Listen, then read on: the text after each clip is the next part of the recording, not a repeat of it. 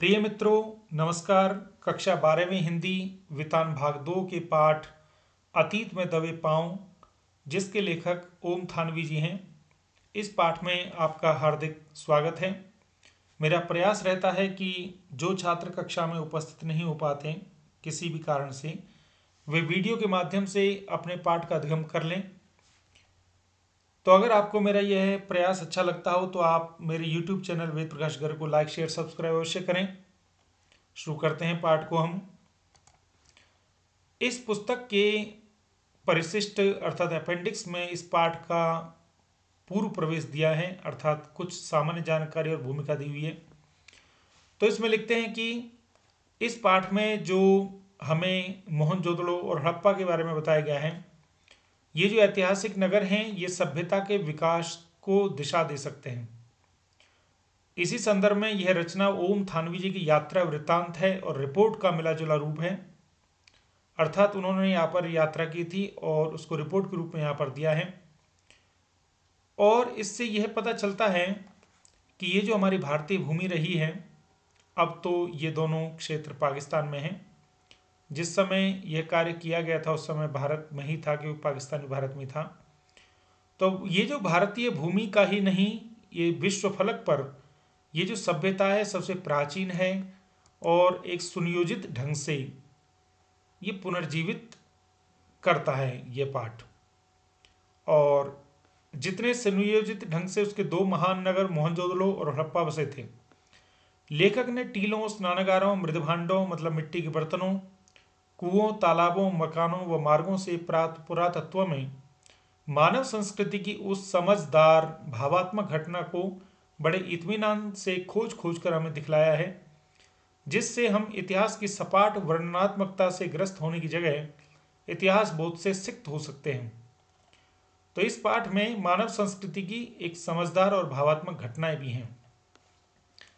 सिंधु घाटी सभ्यता के सबसे बड़े जो शहर थे मोहनजोदड़ो की जो नगर योजना है, मतलब सिटी प्लानिंग है, वो हमको बड़ा अभिभूत करती है, भावविभोर करती है, इम्प्रेस्ड करती है। वह आज के सेक्टर मार्का कॉलोनियों के नीरस नियोजन की अपेक्षा ज़्यादा रचनात्मक थी, क्योंकि उसकी बसावट शहर के खुद विकसने का अवकाश भी छोड़कर चलती थी। ये बात पाठ में भी आगे आएगी कि जो कॉलोनियां आजकल बन रही हैं, ये 5,000 साल पहले की जो कॉलोनियां थी वो आज की कॉलोनियों से भी बेहतर थी, क्योंकि वो एक और स्पेस छोड़ के चलती थी। पुरातत्व के निष्प्राण पड़े चिन्हों से एक जमाने में आबाद घरों, लोगों और उनकी सामाजिक, धार्मिक, राजनीतिक व आर्थिक गतिविधियों का पुख्ता अनुमान किया जा सकता है। वह सभ्यता ताकत के बल पर शासित होने की जगह आपसी समझ से अनुशासित थी। उसमें भव्यता थी पर आडंबर नहीं था, मतलब दिखावा नहीं था। उसकी खूबी उसका सौंदर्य बोध था, जो राज पोषित या धर्म पोषित न होकर समाज पोषित था। अतीत की ऐसी कहानियों के स्मारक चिन्हों का आधुनिक व्यवस्था के विकास अभियानों की भेंट चढ़ते जाना लेखक को कचोटता है। अर्थात लेखक को यह दुख है कि ये जो निशानियां हैं वो विकास के बलिवेदी पर चढ़ती जा रही हैं। तो मुख्य मुख्य पंक्तियों को मैंने यहाँ पर बोल्ड कर दिया है अलग अलग रंग से, और ये पाठ में और व्याख्यात्मक रूप में आएंगी। तो चलते हैं पाठ की ओर। ये तीसरा पाठ है इस पुस्तक में, वितान भाग 2 में। अभी अभी मोहनजोदड़ो और हड़प्पा प्राचीन भारत के ही नहीं, दुनिया के दो सबसे पुराने सुनियोजित शहर माने जाते हैं। अभी जो मोहनजोदड़ो और हड़प्पा जो पाकिस्तान के सिंध प्रांत में है, थोड़ा उसको जरा मैप से देख लेते हैं। ये देखिए, ये मैप में देखेंगे तो ये मोहनजोदड़ो है, ये आपका राजस्थान है। हड़प्पा को देखेंगे तो ये है, देखिए ये आपका राजस्थान और यहाँ पर हड़प्पा, ये हड़प्पा है। ये सिंधु घाटी सभ्यता के परवर्ती यानी परिपक्व दौर के शहर हैं। खुदाई में और भी शहर मिले हैं, लेकिन मोहनजोदड़ो ताम्रकाल के शहरों में सबसे बड़ा है। ताम्रकाल मतलब वो समय जब हथियारों में लकड़ी के अलावा तांबे का भी प्रयोग किया जाता था। वह सबसे उत्कृष्ट भी है। व्यापक खुदाई यहीं पर संभव हुई। बड़ी तादाद में इमारतें, सड़कें, धातु पत्थर की मूर्तियाँ, चाक पर बने चित्रित भांडे मतलब बर्तन, मोहरें, साजो सामान और खिलौने आदि मिले। सभ्यता का अध्ययन संभव हुआ। उधर सैकड़ों मील दूर हड़प्पा के ज्यादातर साक्ष्य रेल लाइन बिछने के दौरान विकास की भेंट चढ़ गई। हड़प्पा के ज़्यादा साक्ष्य नहीं मिले हैं क्योंकि रेल लाइन बिछ गई, तो वो साक्ष्य मिट गए। और कईयों से जैसे मेरी जानकारी में आया कि लोगों को पता नहीं था कि उनका इतना अध्ययन किया जाएगा, तो उस समय के लोगों ने भी उनको ले लिया, मतलब वो उपलब्ध कम हैं या ना के बराबर हैं। तो विशेष करके मोहनजोदड़ो के बारे में ही ज़्यादा बात होगी। मोहनजोदड़ो के बारे में धारणा है कि अपने दौर में वह घाटी की सभ्यता का केंद्र रहा होगा, यानी एक तरह की राजधानी। माना जाता है यह शहर 200 हेक्टेयर क्षेत्र में फैला था। आबादी कोई 85,000 थी।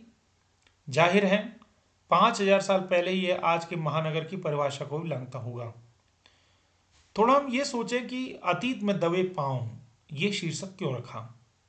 इसका मतलब ये है कि भूतकाल में हमारी निशानियां, मजबूत निशानियां, जो कि हमें अपनी संस्कृति और अपनी सभ्यता पर गर्व करने का एक अवसर देती हैं। तो इस पाठ में हम देखेंगे कि कौन कौन सी ऐसी खासियत थी जो कि 5,000 साल पहले होने के बावजूद भी आज भी उनमें श्रेष्ठता नजर आती है। तो कहते हैं कि जो मोहनजोदड़ो है वो आज के महानगरों से भी ज़्यादा विकसित था, जो कि 5,000 साल पहले था। दिलचस्प बात यह है कि सिंधु घाटी मैदान की संस्कृति थी, पर पूरा मोहनजोदड़ो छोटे मोटे टीलों पर आबाद था। ये टीले प्राकृतिक नहीं थे। कच्ची और पक्की दोनों तरह की ईंटों से धरती की सतह को ऊंचा उठाया गया था ताकि सिंधु का पानी बाहर पसर आए तो उससे बचा जा सके। तो देखिए ये बहुत बड़ा बिंदु दिया कि 5,000 साल पहले भी हमें सिखाया गया या एक सीख दी गई कि मकानों को ऊंचा बनाना चाहिए, विशेषकर वहाँ जहाँ नदी के किनारे हैं। ठीक है, यही मान के चलिए जो नदी के किनारे भी नहीं है तो बारिश वगैरह से बचाव हो सके, इसके लिए ऊंचाई रखनी चाहिए। मोहनजोदड़ो की खूबी यह है कि इस आदिम शहर की सड़कों और गलियों में आप आज भी घूम सकते हैं। आप यहाँ पर जा सकते हैं अगर आप जो है पाकिस्तान जाते हैं। अभी मैंने नेट पर भी कहीं पढ़ा था कि वहाँ पर 50 रुपये की टिकट है, आप उससे वहाँ पर घूम सकते हैं। यहाँ की सभ्यता और संस्कृति का सामान भले अजायब घरों की शोभा बढ़ा रहा हो, शहर जहाँ था अब भी वही है। ये इसी में एक मोहनजोदड़ो की गली दिखाई गई है, एक सड़क भी दिखाई गई है, देखिए जो 33 फीट चौड़ी है। आप इसकी किसी भी दीवार पर पीठ टिकाकर सुस्ता सकते हैं, वह एक खंडहर क्यों ना हो। किसी घर की देहरी पर पांव रखकर आप सहसा सहम सकते हैं। रसोई की खिड़की पर खड़े होकर उसकी गंध महसूस कर सकते हैं, या शहर के किसी सुनसान मार्ग पर कान देकर उस बैलगाड़ी की रुनझुन सुन सकते हैं जिसे आपने पुरातत्व की तस्वीरों में मिट्टी के रंग में देखा है। सच है कि यहाँ किसी आंगन की टूटी फूटी सीढ़ियाँ अब आपको कहीं नहीं ले जाती, वे आकाश की तरफ अधूरी रह जाती हैं। लेकिन उन अधूरे पायदानों पर खड़े होकर अनुभव किया जा सकता है कि आप दुनिया की छत पर हैं, वहाँ से आप इतिहास को नहीं उसके पार झांक रहे हैं। तो इस पूरे पैराग्राफ से ये पता चला कि आप इन जगह पर आज भी घूम सकते हैं और आप जीवित अनुभवों को अपने साथ एकत्रित कर सकते हैं। सबसे ऊंचे चबूतरे पर बड़ा बौद्ध स्तूप है, मगर यह मोहनजोदड़ो की सभ्यता के बिखरने के बाद एक जीर्ण शीर्ण टीले पर बना। कोई 25 फुट ऊंचे चबूतरे पर 26 सदी पहले बनी ईंटों के दम पर स्तूप को आकार दिया गया। चबूतरे पर भिक्षुओं के कमरे भी हैं। 1922 में जब राखाल दास बनर्जी यहाँ आए तब वे इसी स्तूप की खोजबीन करना चाहते थे। इसके गिर्द खुदाई शुरू करने के बाद उन्हें इल्हाम हुआ, मतलब ज्ञान हुआ कि यहाँ ईसा पूर्व के निशान हैं। भारतीय पुरातत्व सर्वेक्षण के महानिदेशक, मतलब इंडियन आर्कोलॉजिकल डिपार्टमेंट सर्वे के जो महानिदेशक थे, जॉन मार्शल के निर्देश पर खुदाई का व्यापक अभियान शुरू हुआ। धीमे धीमे यह खोज विशेषज्ञों को सिंधु घाटी सभ्यता की देहरी पर ले आई। मतलब तब से हमें पता चला कि ये जो हमारी सिंधु घाटी सभ्यता है इसका कितना व्यापक रूप है। इस खोज ने भारत को मिस्र और मेसोपोटामिया, इराक की प्राचीन सभ्यताओं के समकक्ष ला खड़ा कर दिया। दुनिया की प्राचीन सभ्यता होने के भारत के दावे को पुरातत्व का वैज्ञानिक आधार मिल गया। मतलब अभी तक हम ये मानते थे कि भारत की सभ्यता बड़ी प्राचीन है, पर वैज्ञानिक आधार नहीं था, वो इसी सभ्यता से मिला। किसी ने कहा ना कि यूनान मिस्र रोमा सब मिट गई, जहां से कुछ बात है कि हस्ती मिटती नहीं हमारी। पर्यटक बंगले से एक सर्पिल पगडंडी पार कर, मतलब सांप जैसी टेढ़ी मेढ़ी पगडंडी कच्चे रास्ते को पार कर हम सबसे पहले इसी स्तूप पर पहुंचे। स्तूप, जो बौद्ध मंदिर को स्तूप बोलते हैं। पहली ही झलक ने हमें अपलक कर दिया, मतलब आश्चर्यचकित कर दिया। इसे नागर भारत का सबसे पुराना लैंडस्केप कहा जाता है। यह शायद सबसे रोमांचक भी है। न आकाश बदला है न धरती, पर कितनी सभ्यताएं, इतिहास और कहानियां बदल गई। इस ठहरे हुए दृश्य में हजारों साल से लेकर पल भर पहले तक की धड़कन बसी हुई है। इसे देखकर सुना जा सकता है, भले ही किसी जगह के बारे में हमने कितना पढ़ सुन रखा हो, तस्वीरें या वृत्त चित्र देख रखे हों। देखना अपनी आंख से देखना है, बाकी सब आंख का झपकना है। जैसे यात्रा अपने पांव चलना है, बाकी सब तो कदम ताल है। इसका मतलब यह है कि आप जब यहाँ पर जाते हैं तब आपको एक अलग अनुभव मिलता है जो कि पुस्तकों में पढ़ने से नहीं मिलता। मौसम जाड़े का था, पर दोपहर की धूप बहुत कड़ी थी। सारे आलम को, मतलब सारी दुनिया को जैसे एक फीके रंग में रंगने की कोशिश करती हुई। यह इलाका राजस्थान से बहुत मिलता जुलता है। रेत के टीले नहीं हैं, खेतों का हरापन यहाँ है, मगर बाकी वही खुला आकाश, सूना परिवेश परिवेश मतलब माहौल, धूल बबूल और ज्यादा ठंड ज्यादा गर्मी। मगर यहाँ की धूप का मिजाज जुदा है। मिजाज मतलब आनंद या स्वभाव। राजस्थान की धूप पारदर्शी है, ट्रांसपेरेंट है। सिंध की धूप चौंधी आती है, मतलब आंखों में एक प्रकाश ज्यादा हो जाता है। तस्वीर उतारते वक्त आप कैमरे में जरूरी पुर्जे न घुमाएं तो ऐसा जान पड़ेगा जैसे दृश्यों के रंग उड़े हुए हैं, मतलब सेट करना पड़ता है धूप के कारण। पर इससे एक फायदा हुआ, हमें हर दृश्य पर नजरें दोबारा फिरानी पड़ती। इस तरह बार बार निहारें तो दृश्य जेहन में ऐसे ठहरते हैं मानो तस्वीर देखकर उनकी याद ताजा करने की कभी जरूरत ही ना पड़े। जेहन मतलब हृदय, दिल। वो कहते हैं लेकिन इसी बहाने से आप उसी दृश्य को दो बार देख लेते हैं। स्तूप वाला चबूतरा, अब देखिए ये स्तूप दिया हुआ, ये मोहनजोदड़ो का स्तूप है। ये स्तूप वाला चबूतरा मोहनजोदड़ो के सबसे खास हिस्से के एक सिरे पर स्थित है। इस हिस्से को पुरातत्व के विद्वान गढ़ कहते हैं, गढ़ भी कहते हैं। चार दीवारी के भीतर ऐतिहासिक शहरों के सत्ता केंद्र अवस्थित होते थे, चाहे वे राज सत्ता हो या धर्म सत्ता। बाकी शहर गढ़ से कुछ दूर बसे होते थे। क्या यह रास्ता भी दुनिया को मोहनजोदड़ो ने दिखाया? मतलब कह रहे हैं कि ये जो मुख्य खास हिस्सा था तो इसी के पास ही जो मुख्य केंद्र हुआ करते थे, बाकी इससे दूर। सभी अहम और अब दुनिया में प्रसिद्ध इमारतों के खंडर चबूतरे के पीछे यानी पश्चिम में है। इनमें प्रशासनिक इमारतें, सभा भवन, ज्ञानशाला और कोठार हैं। कोठार मतलब भंडार।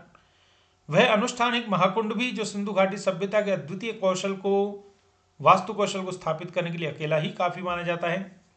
असल में यहाँ यही एक निर्माण है जो पहले मूल स्वरूप के बहुत नजदीक बचा रह सका है।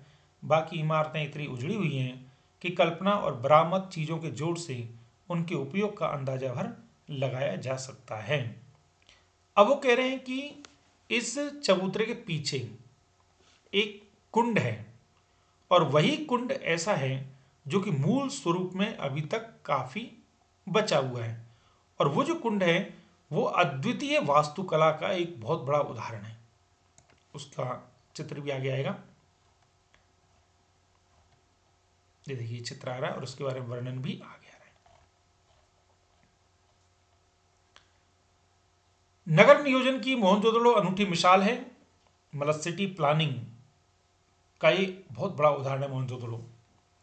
इस कथन का मतलब आप बड़े चबूतरे से नीचे की तरफ देखते हुए सहज ही भांप सकते हैं। इमारतें भले खंडहरों में बदल चुकी हों, मगर शहर की सड़कों और गलियों के विस्तार को स्पष्ट करने के लिए ये खंडहर काफी है।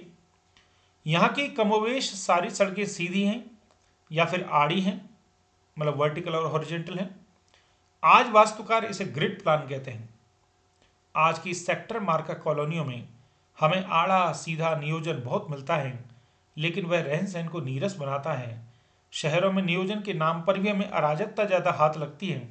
ब्रासीलिया या चंडीगढ़ और इस्लामाबाद ग्रिड शैली के शहर हैं। मतलब ये कह रहे हैं जो आज बहुत अच्छे शहर माने जाते हैं वो इसी शैली पर बनाए हुए हैं। लेकिन ये जो आधुनिक नगर नियोजन के प्रतिमान ठहराए जाते हैं, स्टैंडर्ड ठहराए जाते हैं, लेकिन उनकी बसावट शहर के खुद विकसने का कितना अवकाश छोड़ती है, इस पर बहुत शंका प्रकट की जाती है। मतलब जिन शहरों को आज हम बहुत अच्छा मानते हैं, चंडीगढ़ और इस्लामाबाद जो कि ग्रिड शैली के हैं, इनमें भी कहीं ना कहीं कमी ये है कि उनमें शहर को विकसित होने का अवकाश कम है, मतलब जगह कम है। लेकिन मोहनजोदड़ो में 5000 साल पहले होते हुए भी वो अवकाश था। मोहनजोदड़ो की सभ्यता साक्षर सभ्यता, एक सुसंस्कृत समाज की स्थापना थी। लेकिन उसमें नगर नियोजन और वास्तुकला की आखिर कितनी भूमिका थी? स्तूप वाले चबूतरे के पीछे गढ़ और ठीक सामने उच्च वर्ग की बस्ती है। उसके पीछे 5 किलोमीटर दूर सिंधु बहती है।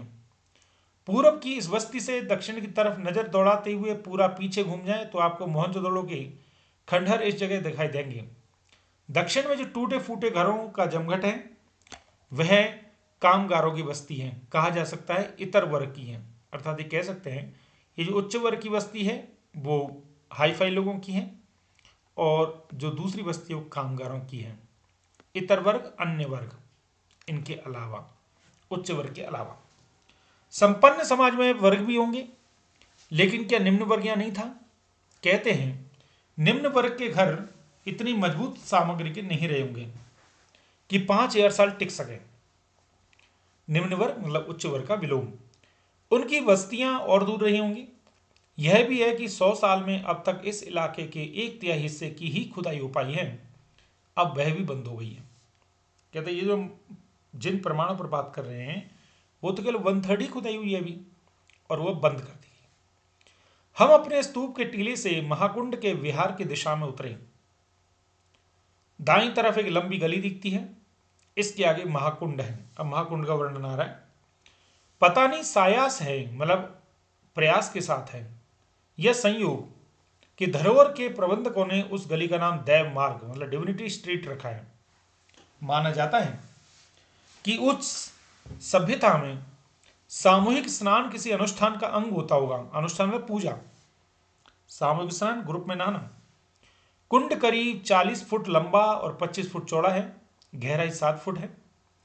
कुंड में उत्तर और दक्षिण से सीढ़ियां उतरती हैं। इसके 3 तरफ साधुओं के कक्ष बने हुए हैं। उत्तर में 2 पांत में 8 स्नान घर हैं, पांत वाला पंक्तियां। इनमें किसी का द्वार दूसरे के सामने नहीं खुलता। तो सिद्ध वास्तुकला का ये एक नमूना है। वास्तुकला मतलब आर्किटेक्चर का। इस कुंड में खास बात पक्की ईंटों का जमाव है। कुंड का पानी रिस न सके और बाहर का अशुद्ध पानी कुंड में न आ सके, इसके लिए कुंड के तल में और दीवारों पर ईंटों के बीच चूने और चिरोड़ी के कार्य का इस्तेमाल हुआ है। चिरोड़ी मतलब ईंट का चूरा या बालू। पार्श्व की दीवारों के साथ, पीछे की दीवारों के साथ दूसरी दीवार खड़ी गई है जिसमें सफेद डामर का प्रयोग है। कुंड के पानी के बंदोबस्त के लिए एक तरफ कुआं है। दोहरे घेरे वाला यह अकेला कुआं है। इसे भी कुंड के पवित्र या अनुष्ठानिक होने का प्रमाण माना गया है। कुंड से पानी को बाहर बहाने के लिए नालियां हैं। इनकी खासियत यह है कि ये भी पक्की ईंटों से बनी हैं और ईंटों से ढकी हैं। अब ये बहुत अच्छी बात आ रही है कि जो सभ्यता थी जल निकासी का उन्नत प्रबंध था, मतलब बहुत हाई टेक्निक और मैनेजमेंट था ड्रेनेज का, जो कि आज के शहरों में कम दिखाई देता है। ये देखिए, ये पानी निकलने की नालियां। पक्की और आकार में समरूप धूसर ईंटें, मतलब धूल के रंग की ईंटें, तो सिंधु घाटी सभ्यता की विशिष्ट पहचान मानी गई है। ढकी हुई नालियों का उल्लेख भी पुरातात्विक विद्वान और इतिहासकार जोर देकर करते हैं। पानी निकासी का ऐसा सुव्यवस्थित बंदोबस्त इससे पहले के इतिहास में नहीं मिलता है। 5000 साल पहले भी ड्रेनेज की क्या शानदार व्यवस्था थी। महाकुंड के बाद हमने गढ़ की परिक्रमा की। कुंड के दूसरी तरफ विशाल कोठार है। कोठार मतलब भंडार। कर के रूप में हासिल अनाज शायद यहां जमा किया जाता था। इसके निर्माण रूप खासकर चौकियों और हवादारी को देखकर ऐसा कयास लगाया गया है, अनुमान लगाया गया है। यहां 9-9 चौकियों की 3 कतारें हैं। उत्तर में गली है जहां बैलगाड़ियों का, जिनके प्रयोग के साक्ष्य मिले हैं, ढुलाई के लिए आवागमन होता होगा। ठीक इसी तरह का कोठार हड़प्पा में भी पाया गया है। तो उस समय आवागमन भी होता था, व्यापार भी होता था, और उस सामान का आवागमन बैलगाड़ियों से होता था। अब ये जग जाहिर है कि सिंधु घाटी के दौर में व्यापार यानी उन्नत खेती भी होती थी। वर्षों पहले यह माना जाता रहा कि सिंधु घाटी के लोग अन्न उपजाते नहीं थे, उसका आयात करते थे, एक्सपोर्ट करते थे। नई खोज ने इस ख्याल को निर्मूल साबित कर दिया। निर्मूल मतलब बेसलेस। बल्कि अब कुछ विद्वान मानते हैं कि वह मूलतः खेतीहर और पशुपालक सभ्यता ही थी। खेती करने वाली और पशुओं को पालने वाली। लोहा शुरू में नहीं था, पर पत्थर और तांबे की बहुतायत थी, बहुतायत अधिक था। पत्थर सिंध में ही था, तांबे की खानें राजस्थान में थी। इनके उपकरण मतलब इंस्ट्रूमेंट खेती बाड़ी में प्रयोग किए जाते थे, जबकि मिस्र और सुमेर मेसोपोटामिया में चकमक और लकड़ी के उपकरण इस्तेमाल होते थे। इतिहासकार इरफान हबीब के मुताबिक यहाँ के लोग रबी की फसल करते थे। रबी की फसल क्या होता है? जो कि अक्टूबर नवंबर में बोई जाती है और बसंत के बाद जिसको काटा जाता है। कपास, गेहूं, जौ, सरसों और चने की उपज के पुख्ता सबूत खुदाई में मिले हैं। वह सभ्यता का तरयुग था जो धीमे धीमे सूखे में डल गया। विद्वानों का मानना है कि यहां ज्वार, बाजरा और रागी की उपज भी होती थी। लोग खजूर, खरबूजे और अंगूर उगाते थे। झाड़ियों से बेर जमा करते थे। कपास की खेती भी होती थी, कॉटन की। कपास को छोड़कर बाकी सबके बीज मिले हैं और उन्हें परखा गया है। कपास के बीज तो नहीं, पर सूती कपड़ा मिला है। यह दुनिया के सूत के 2 सबसे पुराने नमूनों में से एक है। दूसरा सूती कपड़ा 3000 ईसा पूर्व का है, जो जॉर्डन में मिला। जॉर्डन एक देश है मध्य देशों में। मोहनजोदड़ो में सूत की कताई बुनाई के साथ रंगाई भी होती थी। रंगाई का एक छोटा कारखाना खुदाई में माधव स्वरूप वत्स को मिला था। छाल्टी मतलब जिसे लिनन कहते हैं और ऊन कहते हैं, यहां सुमेर से आयात होते थे। शायद सूत उनको निर्यात होता हो, जैसा कि बाद में सिंध से मध्य एशिया और यूरोप को सदियों हुआ। प्रसंगवश मेसोपोटामिया के शिलालेखों में मोहनजोदड़ो के लिए मेलुहा शब्द का संभावित प्रयोग मिलता है। मतलब एक्सपोर्ट और इंपोर्ट भी उस समय होता था। महाकुंड के उत्तर पूर्व में एक बहुत लंबी सी इमारत के अवशेष हैं। अवशेष मतलब निशानियां हैं, खंडर हैं। इसके बीचों बीच खुला बहुत बड़ा दालान है, मैदान है। 3 तरफ बारामदे हैं। इनके साथ कभी छोटे छोटे कमरे रहे होंगे। पुरातत्व के जानकार कहते हैं कि धार्मिक अनुष्ठानों में ज्ञानशालाएं सटी हुई होती थी। उस नजरिए से इसे कॉलेज ऑफ प्रीस्ट्स कहा जा सकता है। दक्षिण में एक और भग्न इमारत, टूटी फूटी इमारत है। इसमें 20 खंभों वाला एक बड़ा हॉल है।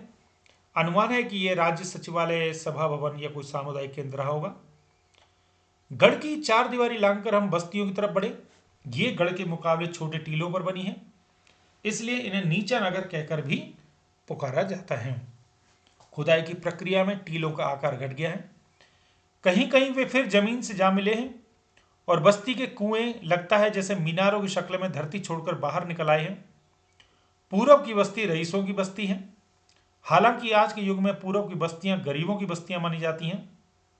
मोहनजोदड़ो इसका उलट है, यानी बड़े घर, चौड़ी सड़कें, ज़्यादा कुएं। मोहनजोदड़ो के सभी खंडरों को खुदाई कराने वाले पुरातत्वविदों का संक्षिप्त नाम दे दिया गया है, जैसे डीके। तो डीके का मतलब है हल्का दीक्षित काशीनाथ की खुदाई। उनके नाम पर यहां दो हल्के हैं। डी के क्षेत्र दोनों वस्तुओं में सबसे महत्वपूर्ण है। शहर की मुख्य सड़क यहीं पर है। यह बहुत लंबी सड़क है, मानो कभी पूरे शहर को नापती हो। अब यह आधा मील बची है। इसकी चौड़ाई 33 फुट है। इसकी पिक्चर पहले दिखाई थी मैंने आपको। मोहनजोदड़ो से 3 तरह के वाहनों के साक्ष्य मिले हैं, मतलब प्रमाण मिले हैं। इनमें सबसे चौड़ी बैलगाड़ी रही होगी। इस सड़क पर 2 बैलगाड़ियां एक साथ आसानी से आ जा सकती हैं। यह सड़क वहां पहुंचती है जहां कभी बाजार था। मतलब सड़कें और इतनी लंबी चौड़ी सड़कें मिलती थी उस जमाने में भी। इस सड़क के दोनों ओर घर हैं, लेकिन सड़क की ओर सारे घरों की सिर्फ पीठ दिखाई देती है, यानी कोई घर सड़क पर नहीं खुलता। इनके दरवाजे अंदर गलियों में हैं। दिलचस्प संयोग है कि चंडीगढ़ में ठीक यही शैली 50 साल पहले कार्बुजिए ने इस्तेमाल की। मतलब कि 5000 साल पहले भी जो घरों के दरवाजे थे उस सड़क की तरफ नहीं खुलते थे, उनकी पीठ हुआ करती थी, जो कि आजकल प्रयोग में सेक्टर वाले शहरों में प्रयोग की जा रही है। आपको किसी के घर जाने के लिए मुख्य सड़क से पहले सेक्टर के भीतर दाखिल होना पड़ता है, फिर घर की गली में, फिर घर में। क्या कार्बुजिए ने यह सीख मोहनजोदड़ो से ली? कहते हैं कविता में से कविता निकलती है। कलाओं की तरह वास्तुकला में भी कोई प्रेरणा चेतन अवचेतन ऐसे सफर करती रही होगी। हो सकता है कार्बुजिए ने वहीं से ही ये प्रेरणा ली हो। अब और अच्छी बात आ रही, ढकी हुई नालियां मुख्य सड़क के दोनों तरफ समानांतर दिखाई देती हैं, बराबर बराबर पैरेलल। बस्ती के भीतर भी इनका यही रूप है। हर घर में एक स्नान घर है।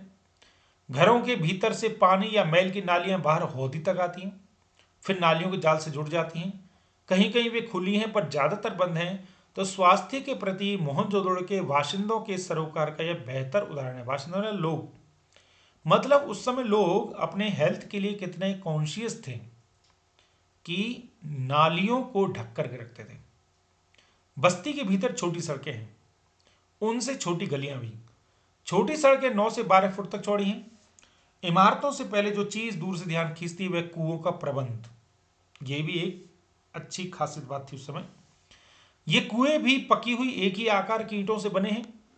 इतिहासकार कहते हैं कि सिंधु घाटी सभ्यता संसार में पहली ज्ञात संस्कृति है जो कुएं खोदकर भूजल तक पहुंची। ज्ञात मतलब जानी हुई।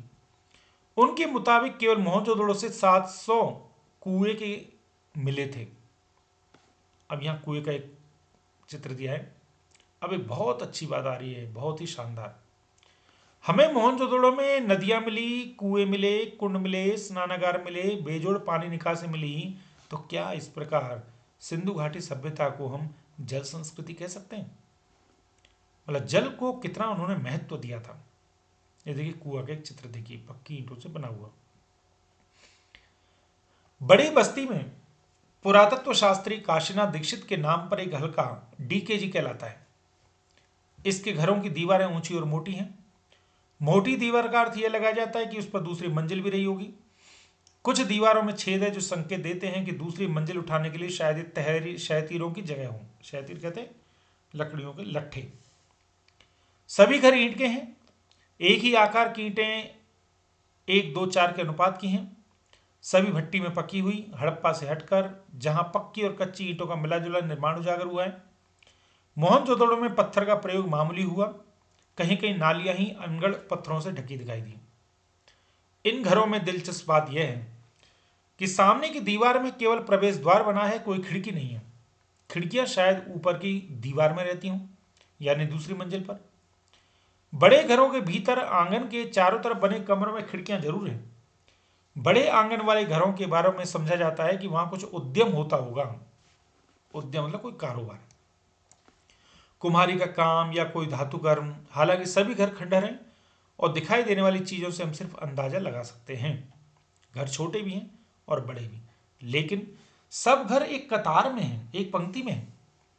ज्यादातर घरों का आकार तकरीबन 30 × 30 फुट का होगा। 30 बाई 30 के घर हैं। मतलब आज के ज़माने में कितने बड़े, आज के शहरों में कितने बनते हैं, ज़्यादा 12x12, 15x15 ऐसे ही बनते हैं। इनकी वास्तुशैली कमोवेश एक सी ही प्रतीत होती हैं। व्यवस्थित और सुनियोजित शहर में शायद इसका भी कोई कायदा नगरवासियों पर लागू हो। एक घर को मुखिया का घर बोला जाता है। इसमें 2 आंगन और करीब 20 कमरे होते हैं। डी के BC हल्का आगे पूर्व में, हल्का मतलब क्षेत्र। दाढ़ी वाले याजक नरेश की मूर्ति इसी तरफ के एक घर से मिली है। डी के जी की मुख्य सड़क पर दक्षिण की ओर बढ़े तो डेल फलांग की दूरी पर HR हल्का है। सड़क उसे 2 भागों में बांट देती है। यह हल्का हेरल्ड हरग्रीव्स के नाम पर है, जिन्होंने 1924-25 में राखालदास बनर्जी पर खुदाई करवाई थी। यहीं पर एक बड़े घर में कुछ कंकाल मिले थे, जिन्हें लेकर कई तरह की कहानियां बनती रहीं। तो एक यहाँ क्या मिला था, याजक नरेश की मूर्ति मिली थी। एक प्रसिद्ध नर्तकी की मूर्ति भी मिली थी। इसके बारे में पुरातत्वविद मार्टिमल व्हीलर ने कहा था कि संसार में इसके जोड़ की दूसरी चीज शायद ही हो। यह मूर्ति अब दिल्ली के राष्ट्रीय संग्रहालय में, नेशनल म्यूजियम में। यहीं पर एक बड़ा घर है जिसे उपासना केंद्र समझा जाता है।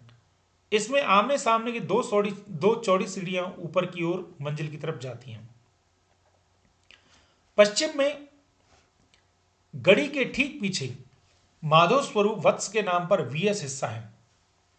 यहां वह रंगरेज का कारखाना भी चाव से देखते हैं, जहां जमीन में ईंटों के गोल गड्ढे उभरे हुए हैं। अनुमान है कि रंगाई के बड़े बर्तन रखे जाते होंगे। यहां पर 2 कतारों में 16 छोटे 1 मंजिला मकान है। एक कतार मुख्य सड़क पर है, दूसरी पीछे की छोटी सड़क की तरफ है। सब में 2-2 कमरे हैं। स्नानघर यहां भी सब घरों में है। बाहर बस्ती में कुएं सामूहिक प्रयोग के लिए हैं। ये कर्मचारियों या कामगारों के होंगे। यहाँ पर एक रंगरेज का कारखाना भी मिलता है, मतलब जहाँ कलर किया जाता है कपड़ों पर।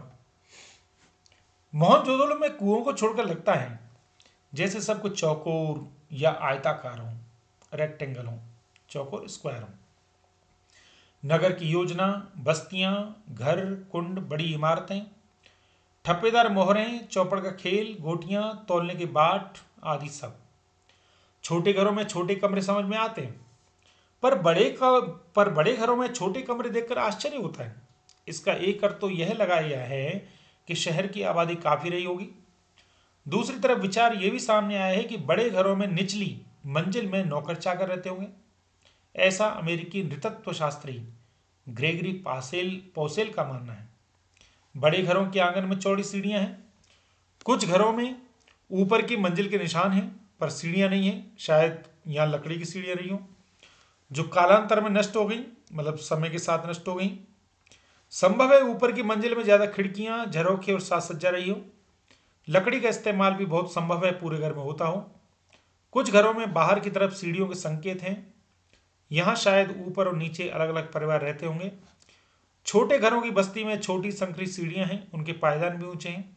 ऐसा जगह की तंगी की वजह से होता होगा। गौर किया कि मोहनजोदड़ो के किसी घर में खिड़कियों या दरवाजों पर छज्जों के चिन्ह नहीं है, छज्जे नहीं है। गर्म इलाकों के घरों में छाया के लिए ये एक आम प्रावधान है, मतलब धूप से बचाने के ये साधन है। प्रावधान है, नियम मान लीजिए। तो क्या उस वक्त यहां इतनी कड़ी धूप नहीं पड़ती होगी? मुझे मोहनजोदड़ो की जानी मानी मोहरों के पशु याद आ गए। शेर, हाथी या गैंडा इस मरुभूमि में नहीं हो सकते। क्या उस वक्त यहां जंगल भी थे? यह तथ्य स्थापित हो चुका है कि यहां अच्छी खेती होती थी।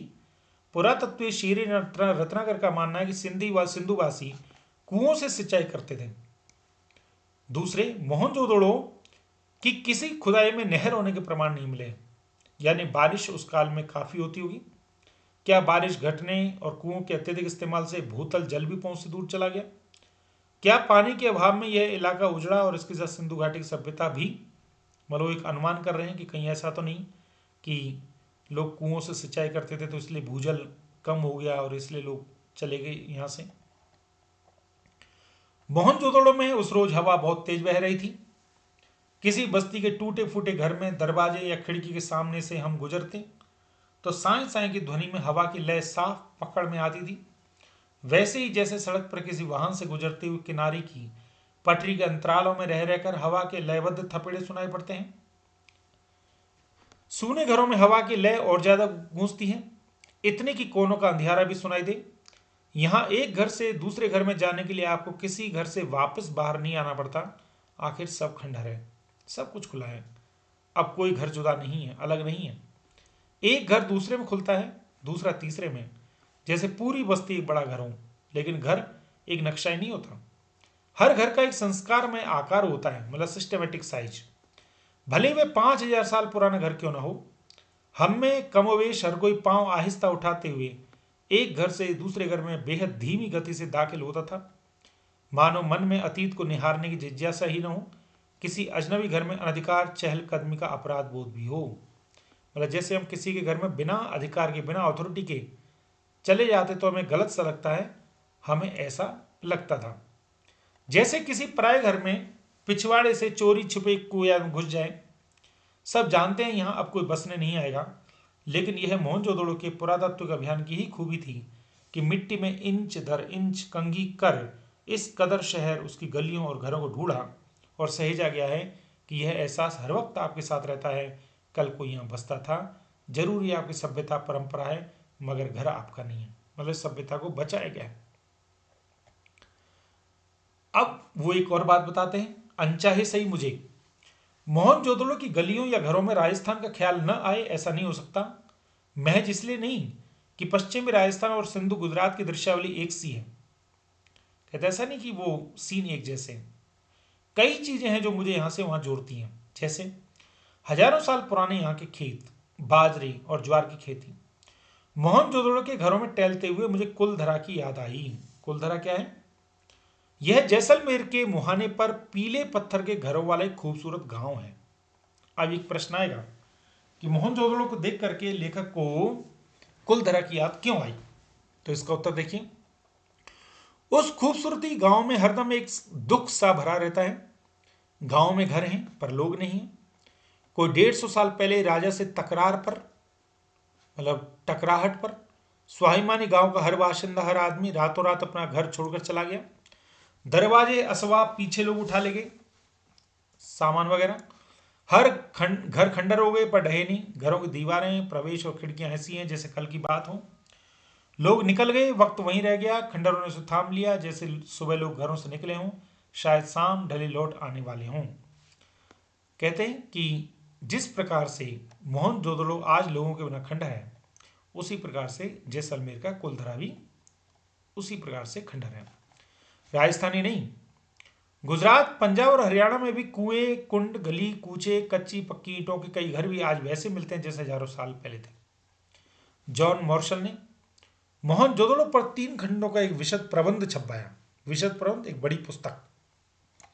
उसमें खुदाई से मिली ठोस पहियों वाली मिट्टी की गाड़ी के चित्र के साथ सिंध में पिछली सदी में बढ़ती जा रही ठीक उसी तरह की बैलगाड़ी का भी एक चित्र प्रकाशित है।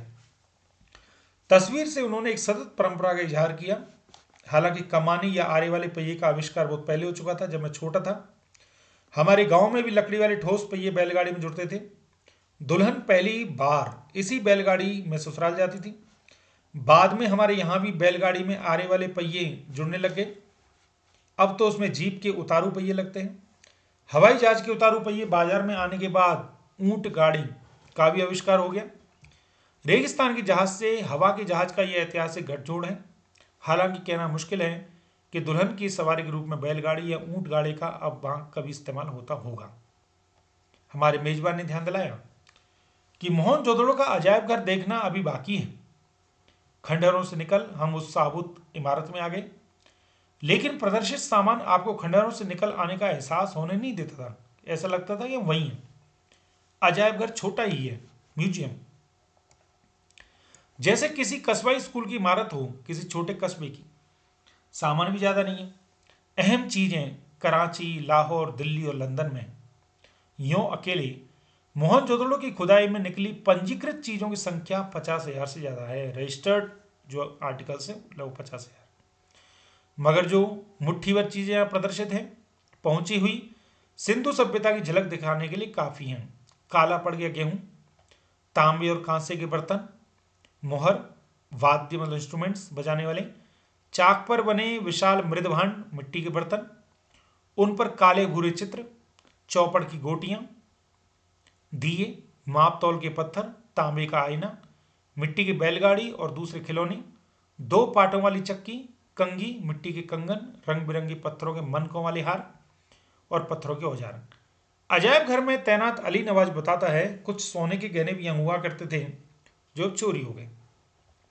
एक खास बात यहाँ कोई भी महसूस करेगा, अजायब घरों में प्रदर्शित चीजों में औजार तो हैं पर हथियार कोई नहीं है। मोहनजोदड़ो क्या हड़प्पा से लेकर हरियाणा तक समूची सिंधु सभ्यता में हथियार उस तरह कहीं नहीं मिले हैं जैसे किसी राजतंत्र में होते थे। मतलब देखिए उस समय हथियार नहीं होते थे, औजार तो काम करने के लिए आवश्यक पड़ते हैं। इस बात को लेकर विद्वान सिंधु सभ्यता में शासन या सामाजिक प्रबंध के तौर तरीके को समझने की कोशिश करें कि वहां अनुशासन जरूर था पर ताकत के बल पर नहीं था। वे मानते हैं कोई सैन्य सत्ता शायद यहां न रही हो मगर कोई अनुशासन जरूर था, कोई डिसिप्लिन था जो नगर की योजना को, वास्तुशिल्प को, मोहठप्पों, पानी या साफ सफाई जैसी सामाजिक व्यवस्थाओं आदि में एक रूपता तक को कायम रखे हुए था। दूसरी बात, जो सांस्कृतिक धरातल पर सिंधु घाटी सभ्यता को दूसरी सभ्यताओं से अलग खड़ा करती वह प्रभुत्व या दिखावे के तेवर का नदारद होना। मतलब उस जमाने में प्रभुत्व या दिखावे के तेवर नहीं थे, नदारद मतलब गायब। दूसरी जगहों पर राजतंत्र या धर्मतंत्र की ताकत का प्रदर्शन करने वाले महल, उपासना स्थल, मूर्तियां और पिरामिड आदि मिलते हैं।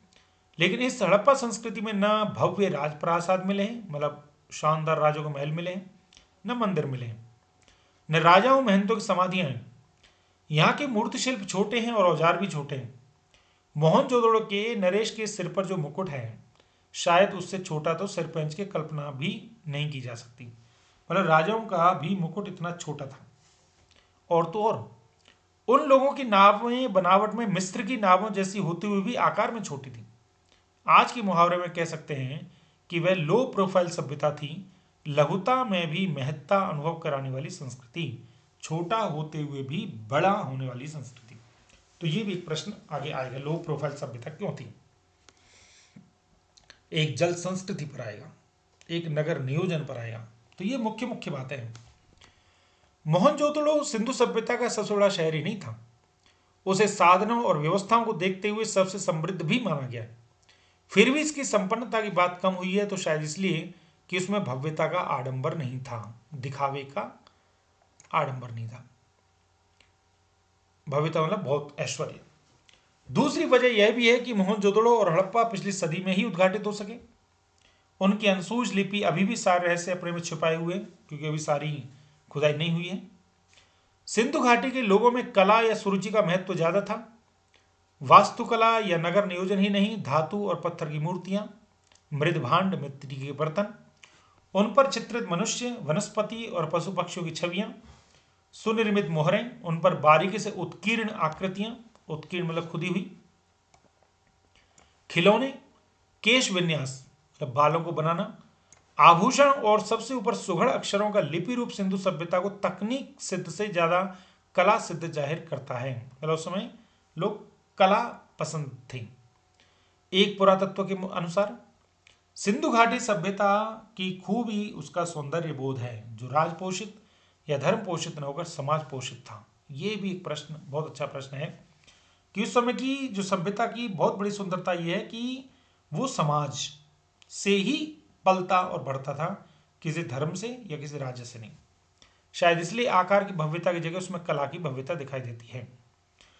अजायब घरों में रखी चीजों में कुछ सुइयां भी मिली हैं।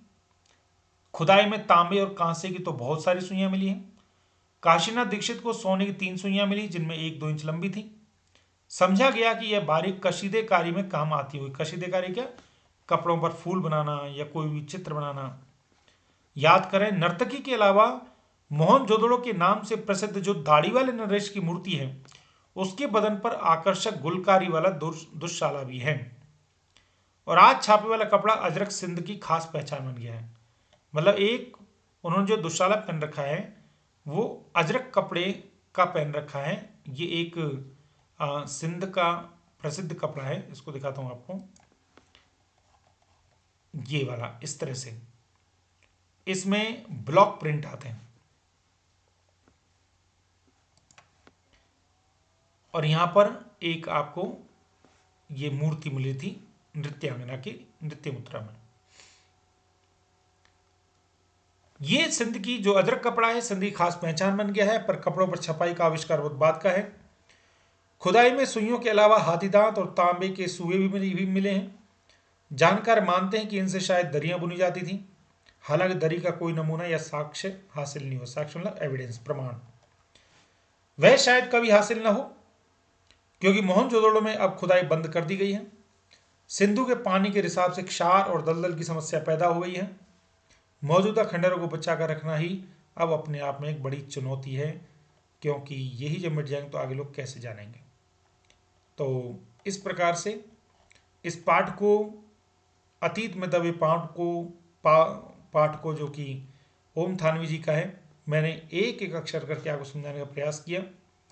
अगर आपको मेरा प्रयास अच्छा लगा हो तो आप मेरे उत्साह वर्धन के लिए और अपने ज्ञान के अधिगम के लिए मेरे YouTube चैनल वेद प्रकाश घर को अभी लाइक, शेयर और सब्सक्राइब अवश्य करें, जिससे अन्य छात्र भी इससे लाभान्वित हों। आपके सुझाव सदा आमंत्रित हैं। आपका बहुत बहुत धन्यवाद। इस पाठ के प्रश्नोत्तर अगले वीडियो में देखेंगे। आपका बहुत बहुत आभार। जय हिंद।